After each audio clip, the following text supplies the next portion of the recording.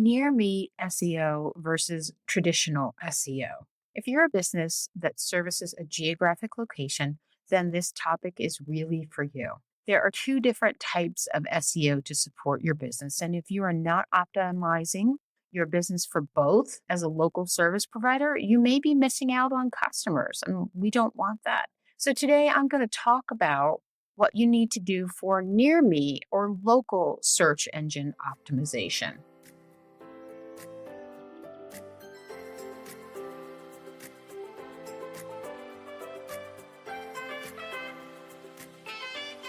Inkyma's Marketing Strategies is a podcast for small business owners hosted by Audrey Kirchner, co-founder and chief marketing strategist at Inkyma, helping you navigate the world of marketing so that you can market your business in the right way, see growth, and thrive regardless of the industry you're in.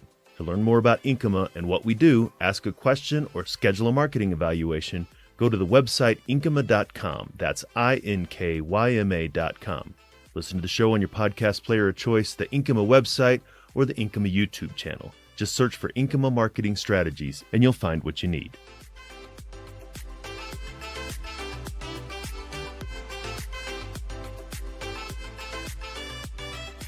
So before I get started on the topic, just a little bit of housekeeping stuff. If you're new to the podcast, welcome. If you are, and if you're returning, so glad you're back.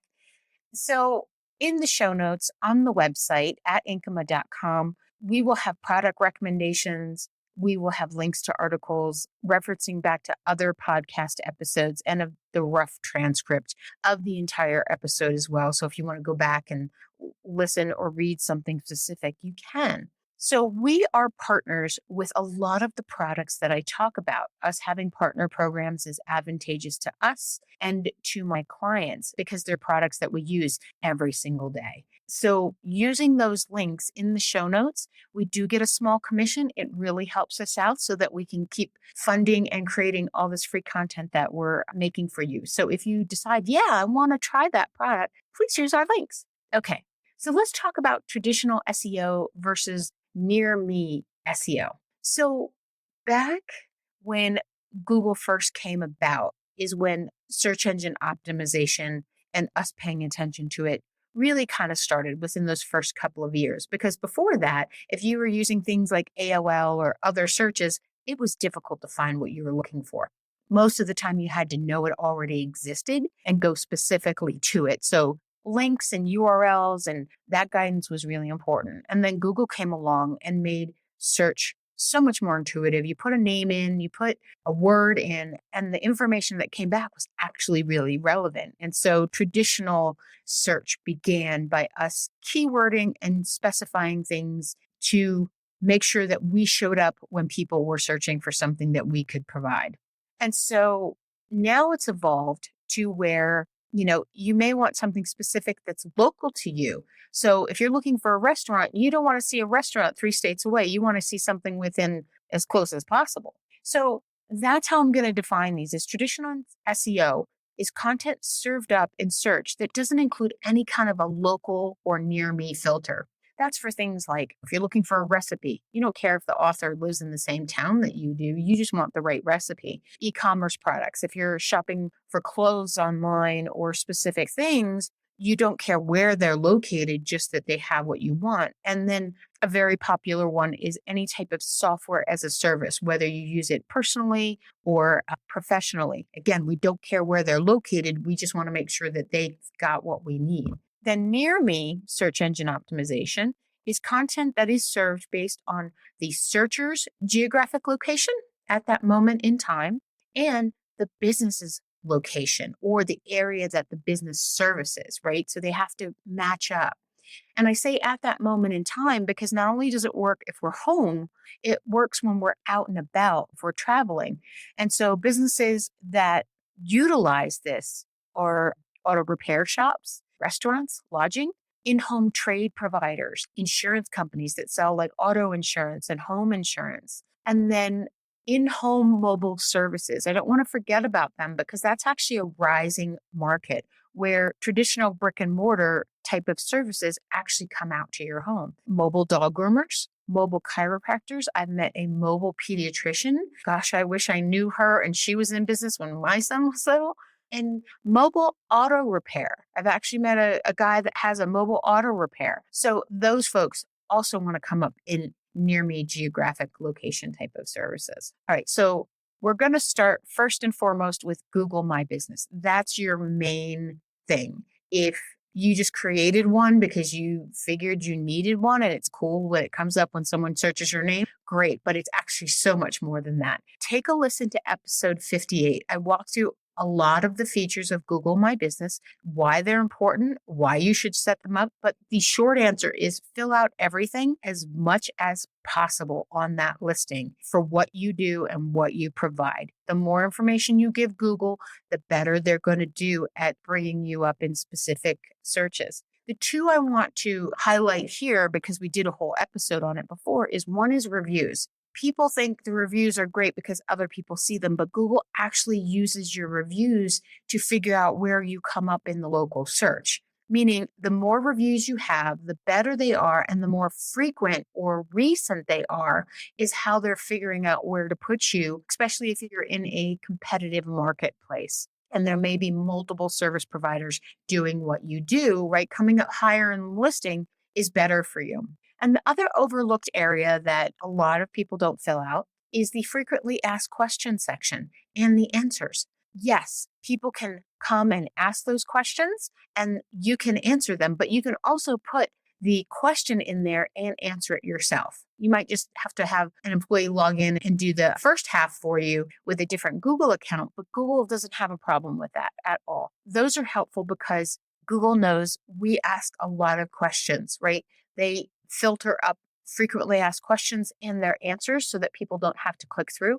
And they're going to do the same thing with that data that you put into your Google My Business listing. And then for Google My Business, if you have more than one location, you need to create more than one profile. And those profiles are based off of your physical address. So if you service multiple counties, you want to have multiple offices because that's how you get multiple Google My Business listings, and you're more likely to show up in near me if you're servicing a county that's an hour and a half away from your primary location. So having secondary locations and third locations is definitely advantageous for you. You just need a physical address so that they can verify that address via the postcard method. So now let's talk about what you can do on your website to help with your local search, right? So it's not just Google My Business, it's also your website. So you want to create local specific keywords, right? So whatever your service is, and then also the town, region, or state, or combination thereof, depending on your geofence, right? How far are people willing to drive to get to you, right? If you're brick and mortar, if you're a stationary location, or if you're a service provider, what is your service provider area? That's how you want to figure out what this is. So if you only service one town, then that's what you're going to use as your location. You may service a county. You may service an entire state. An entire state is still considered local. Then you want to make sure you include that with your specific service or services as your keyword phrases. If you provide multiple services, then you're going to need multiple keyword phrases for each individual service as well as the location. And when you're actually putting this on your website, if you have those multiple services, I would focus on those service pages first, meaning service one's page, let's optimize that. Then when that one's done, let's move on to the next one and keep going. It's very difficult to optimize your homepage for all of them. Whereas if someone is looking for that, having them go directly to the service page is helpful. So now for each page, let's talk about what you do to optimize that. There's a couple of things. So one is your heading, your page title, or your H1 tag. They're all the same thing. Heading, H1, page title. What this typically is when you first come to a website page and there is copy and an image right when you first get there, usually below the menu. That's usually your title, that first H1 tag.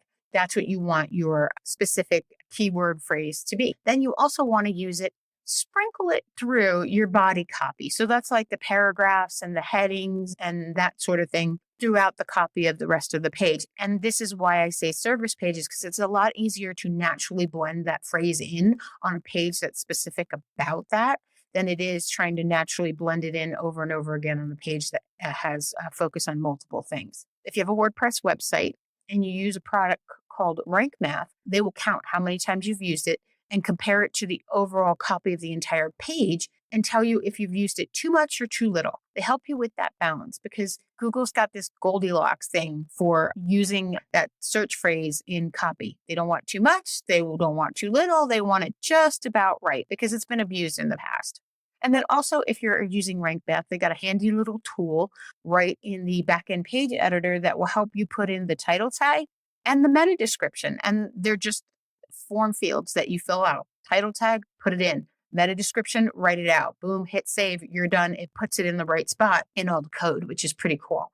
And then you also want to include it in your footer as well. The next place you want to focus on is your blog content. So if you're writing articles, that is great. Now what you want to do is those article topics should be specific to your location and your location service area. Meaning if you're an electrician in Florida, you're going to want an article, perhaps, about generators and the importance of having them serviced and maintained before hurricane season starts. And even mentioning, we know hurricane season is from this time to this time, and that generator needs to be ready to go. Here are the top things that you need to think about when buying and maintaining them, specifically for us here in Florida or in this specific county of Florida. And that's going to make that article, one, it helps with your geofencing. Oh, they service this area because they talk about it on this particular page.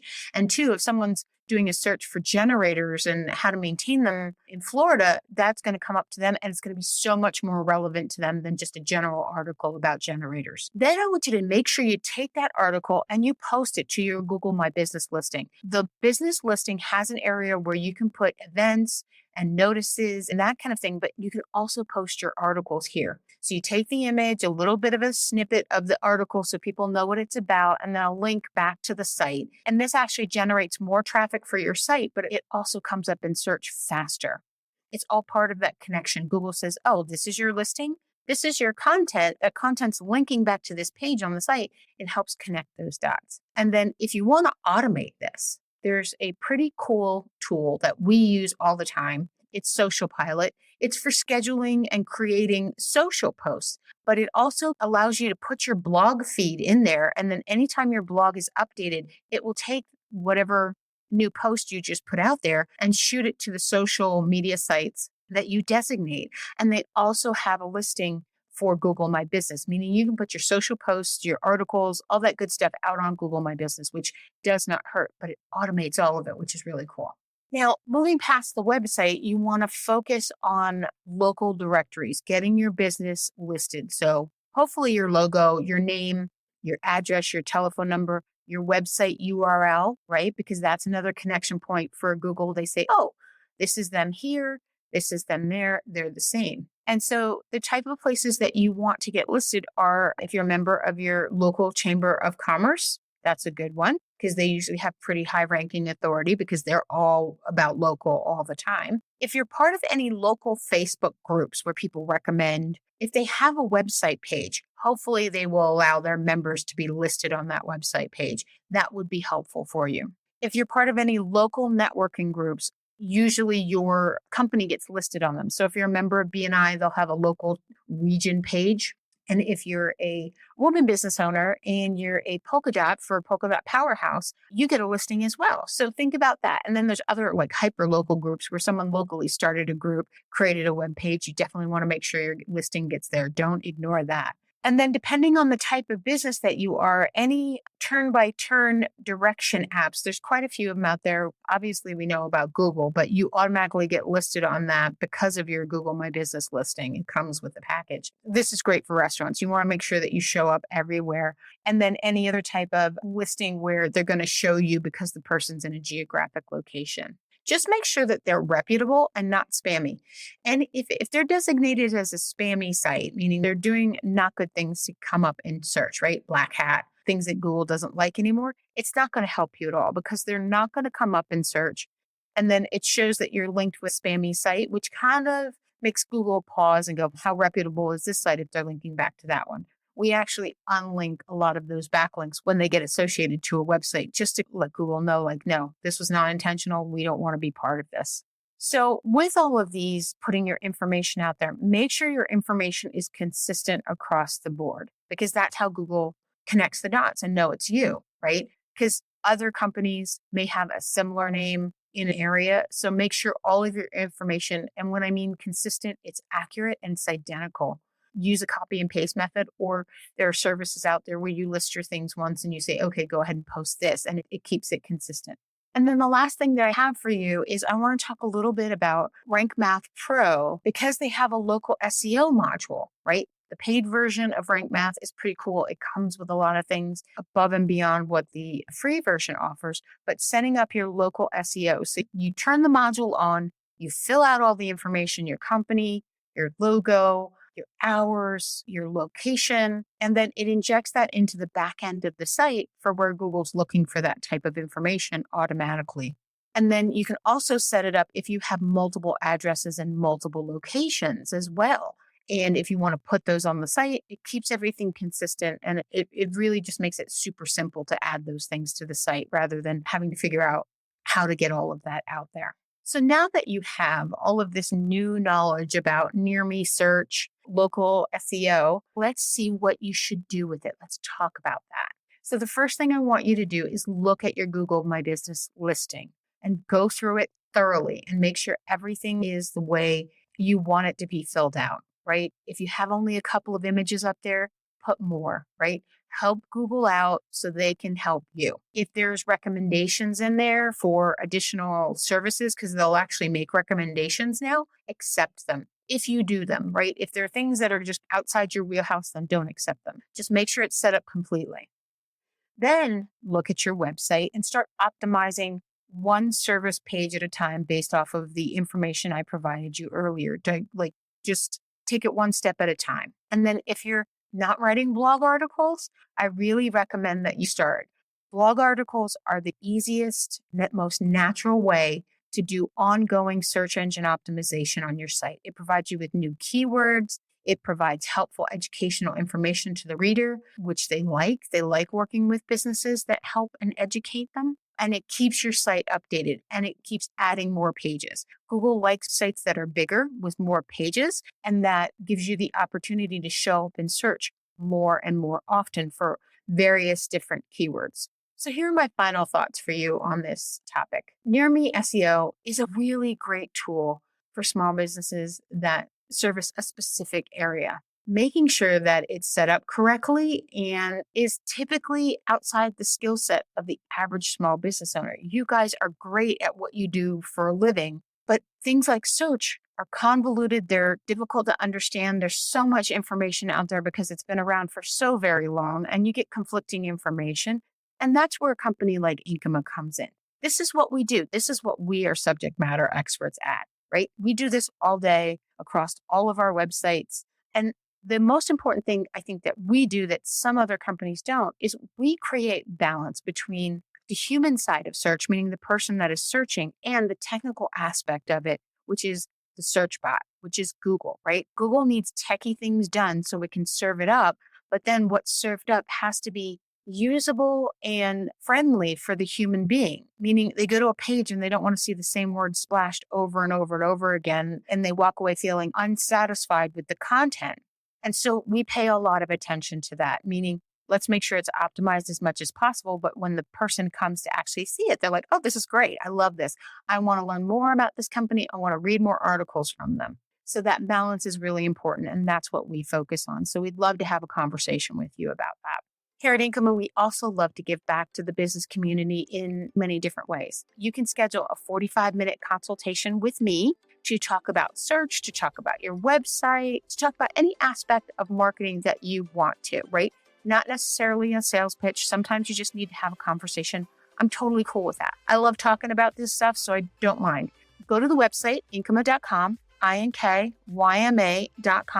Upper right-hand corner, there's a button to schedule a marketing evaluation. Just click on that, pick your date and time, and we are on the schedule together. If you just got a quick question, you want to send me an email, fill out the contact form. Or if you've got a suggestion for a show topic, I love those too. I love when I get suggestions for those. That's at the bottom of every page on the same website. We also have a marketing mastermind blog for you. This is where we write full articles on tool evaluation, how to do certain things. We kind of not only tell you about what it is, but why from a marketing perspective you want to do it. We're also adding a lot more video content now that we're pushing out. So definitely go there, sign up for the newsletter, do a search for the topic you're looking for, and we should have an article about it for you. If not, go to the chat bot, ask us to write an article. We will definitely put it in the content queue for sure. So hopefully you found today's information useful, helpful. That's what it's for. If you did, consider sharing it with other business owners. If you're having an issue, there's usually another business owner out there that's having the same issue. And wouldn't it be great if you could pass this information along so that they could grow their business? That is the whole purpose of this, is to help the entire small business community grow and thrive. So thank you so much for listening, and I hope you have an amazing day.